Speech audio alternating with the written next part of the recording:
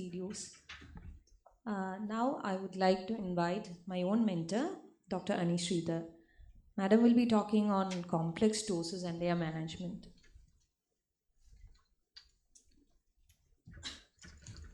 I thought it was complicated ptosis, so it's complex ptosis. Okay, whatever I found difficult.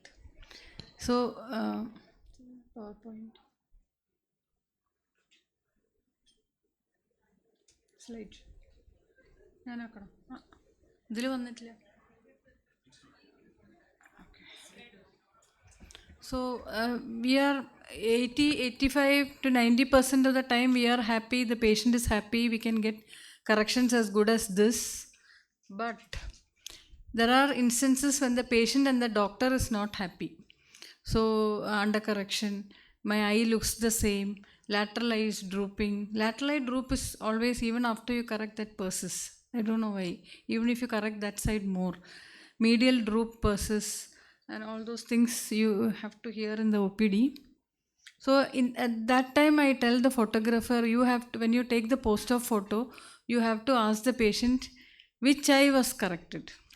So even though the patient is little not satisfied, the photographer will correct that into satisfaction. So, so the single most mistake that we all do is measuring the levator function. After the PGs do the ptosis workup, I only check the levator function, because you should not make the mistake of pushing down the eyebrow, and also the scale should not ride on your finger and go up. So all these, levator function is the single most important measurement which determines surgery.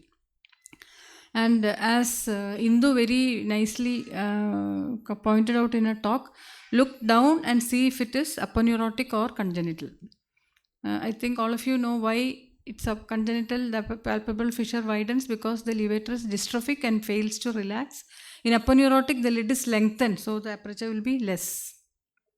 So you have to resect less for aponeurotic ptosis and more for congenital ptosis. So yeah, so you can get an overcorrection. In my first days, the next day I have gone and loosened the sutures. You can get an overcorrection in aponeurotic ptosis very easily, especially in your earlier days. Now coming to complications which are peculiar to sling, there can be a slippage from one side, but is slippage the sole culprit, or loosening of the sling the slow?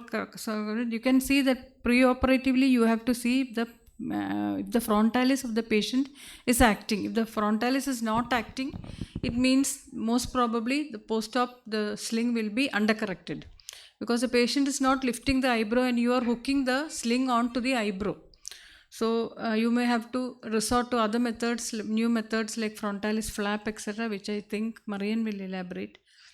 And hypertropia can also be masked after surgery, and you can hear the mother saying that it looks the same. And always, as Indu pointed out, always rule out myasthenia. I've had 4 or 5 cases in which after levator resection the lid starts to droop after 4 or 5 years. So if the ptosis is alternating, you do not do any other test for ocular myasthenia. If the ptosis is alternating, you can straight away diagnose myasthenia and look for ask for diurnal variation to bring photos, do an ICE test or neostigmine test to confirm the diagnosis. ICE test in the OPD is very useful and it's very sensitive too. Then another complication which is peculiar to the sling is the suture granuloma. This we have seen, we took the internal audit and we had done 84 cases in 2 years of sling alone, and we found that most of them were cases of blepharophimosis. I don't know what is Marian's experience. Most of them, the suture granuloma were of blepharophimosis patients, and I think 1 or 2. And in such cases, you will have to take out the sling and then re-sling it. That is the only thing. It is not an infection. No need to treat with antibiotics or anything. Then in myasthenia and myopathy, you have to look at the Bell's phenomenon, which is tested on gentle closure of the lids. Bell's phenomenon is tested. You have to know when the patient is sleeping are the cornea exposed. So gentle closure, don't forcefully close and see, look for Bell's phenomenon. Gentle closure of the lids, and orbicularis weakness should be tested by tight closure of the lids. And in myasthenia, you can look for orbicularis peak sign. If there are PGs here, orbicularis peak sign is when you tell the patient to squeeze eyes shut for 5 minutes, the eyeball will peek through the lids after some time because of the orbicularis weakness. So we found that one case of myasthenia we had done had orbicularis weakness, and she developed a corneal exposure. So I think more than Bell's phenomenon and Shermer test, orbicularis weakness is the one which is more prone to produce corneal exposure. So on the table itself, while surgery, we apply Visilon, and we avoid a frost suture, that is suturing the lower lid to the and taping it to the upper lid. We don't do it because the next day when we open the pad, the suture will be rubbing on the cornea. For many years now, we are not doing it. And lubricant ointments, not gels. The gels are not, you have to see if it stays on your hand, put it on your hand and see if it stays on your hand. So if you put ointments at night on the cornea, it's it can prevent corneal exposure, not gels. And shield should be used at night to prevent exposure, and also glasses during the day. Now, Marcus Gunn phenomenon is another area where I think not getting very good results. It is said that Marcus Gunn phenomenon in children decreases with time. It doesn't do so. Actually, the patient adjusts, especially girls will try to learn to adjust their chin position and lift the lid. That is how it decreases with time. See how the child in the here the lower slide is how she is adjusting and lifting the lid. So, but if the ptosis is mild with lid retraction, need not do anything because even if you do sling, it will remain in the same position, and levator can increase the Marcus Gunn phenomenon. As in this case, you see that actually it's an inverse Marcus Gunn phenomenon. When she's opening her mouth, the other eye is also drooping. So, but she was happy because in the primary position, the ptosis was corrected. So, a small levator resection can be done, telling her that it will increase when she is chewing and all that. Now, another thing is aberrant regeneration of third nerve. Third nerve, after trauma, the patient can develop this, where there are lid movements with eye movements. The lid position height will change with eye movements. So in such cases, if you correct the squint, somewhat the ptosis can also be corrected. I don't have much experience, I think 1 or 2 cases only. Now, when you third nerve palsy, when you do a sling, you correct the ptosis first, bring the eyeball to the primary position, and then do a sling. But whatever you do, everything recurs, and they are more prone to dry eye. But you can tell the patient and do, that's all. You have to do a globe fixation. The squint surgeon does a globe fixation, but even then it recurs. You have to tell the patient it will recur, not to the same extent, but it will recur. And they are more prone to dry eye also. You should be very careful. Another case where ptosis, which is a little complicated, is a neurofibromatosis. See, you can see an S-shaped ptosis with lateral third of the lid will grow more than the other parts of the lid. So the thickness and the length of the lid will increase. And you have to look for caffeolar spots. You have to take a CT scan to see if there is any absence of wing before you give GA. So this I have just put a video. Don't know if we usually operate. We usually take videos sitting at the head end of the patient and under the operating microscope. So you have to shorten the lid vertically and horizontally. So I have marked a blepharoplasty incision. It's not very clear. Then look at and now I am marking a pentagon where I am horizontally shortening I plan to horizontally shorten the lid by this much extent. So the pentagon is excised, and you have to debulk the neurofibromatosis tissue. What is a classical description of neurofibromatosis tissue? Bag of worms. So you can see the bag of worms there, and we can use a separate Klein solution to reduce the bleeding, and otherwise it bleeds very much. It's very difficult to do. Klein solution is where you add an extra vial of adrenaline onto the lignocaine adrenaline bottle, then dilute it to 10%. So here after that I am suturing the lid by a full thickness suturing. Mattress suture is first put, and the sutures are then buried in subsequent sutures.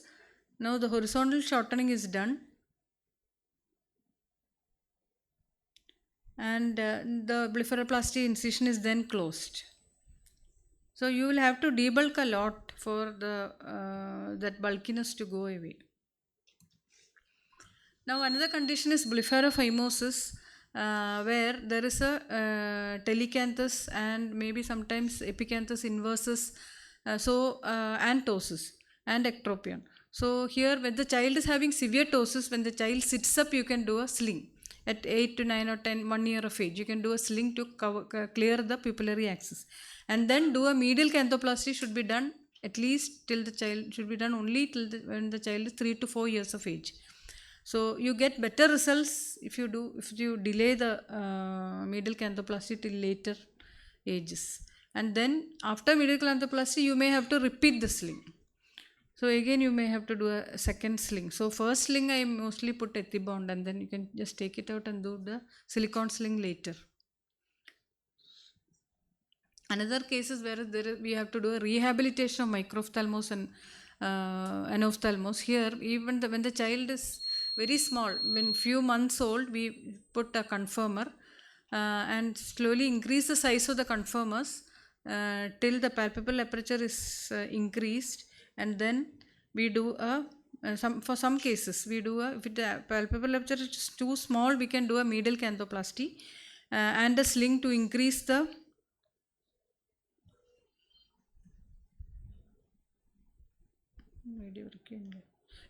horizontal and the vertical fissures. The horizontal fissure is increased by the medial and lateral canthoplasty, and the vertical fissure by a sling.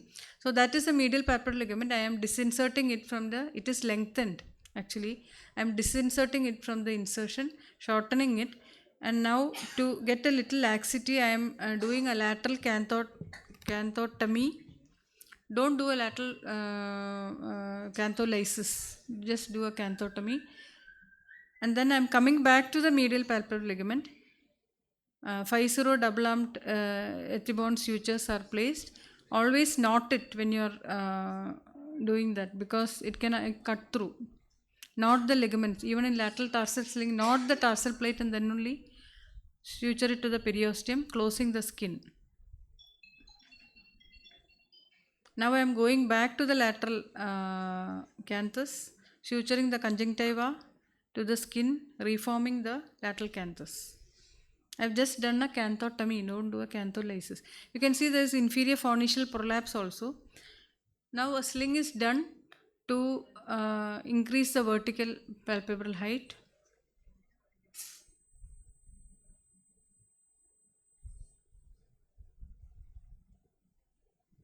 This was an earlier video, so we were using a vertical sleeve. Actually, Marian gave me the idea of using a horizontal sleeve, but I don't know if her method and my method are the same. Just she told me over the phone, I started doing it. So, and there can be a watering. You have to see, can probe the canaliculus, but watering is there because of the kinking of the canalicle. We can't do anything. I did a phonics formation suture also for this patient. So you can see on the table itself there is a obvious widening of the vertical and the horizontal palpebral fissure. So at school going age he could be given a custom artificial eye. Another case which we have difficulty in treating is a congenital fibrosis syndrome. Many of you would have seen there is defective elevation of both eyes, frontalis overaction and chin elevation. So when the child grows up, this chin elevation comes down. Otherwise, for looking at everything above that level, the patient has to lift the chin. So even if you do a ptosis correction, the chin elevation will not be eliminated. So that you have to tell the patient. But ptosis correction improves the condition. So that is another patient. Thank you. Thank you, Dr. Annie, for that elaborate talk on complicated ptosis.